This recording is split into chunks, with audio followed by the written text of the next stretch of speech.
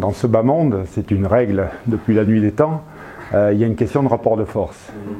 Et donc au Sri Lanka, il y a 5-6 ans, donc Sri Lanka, je rappelle, c'est une île qui est au sud de l'Inde, et il y a 80% de bouddhistes, non, 70% de bouddhistes et 30% de musulmans, et peu à peu, les musulmans avaient réussi à imposer l'abattage halal, qui était devenu la règle générale, et les bouddhistes n'ont pas du tout apprécié, donc, parce qu'ils ont un sens de la protection des animaux, vous savez, donc selon leur religion.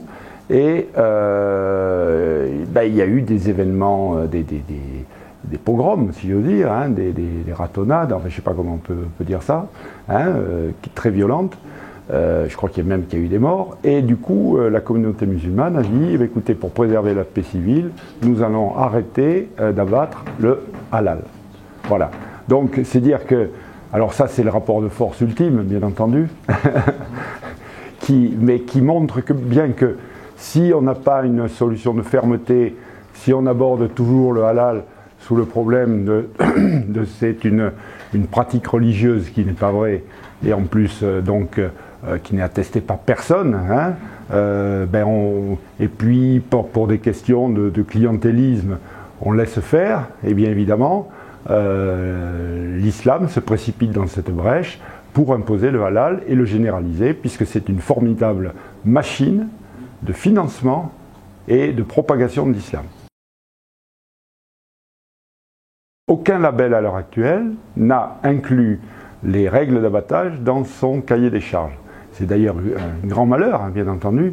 Hein, c'est-à-dire que vous avez des éleveurs qui vont élever des animaux splendides, hein, donc dans des conditions absolument géniales, hein, à la fois pour le confort des animaux, pour leur bonheur, hein, bon, ils sont terminés dans l'assiette bien entendu, mais et tout ça va être gâché par un abattage halal.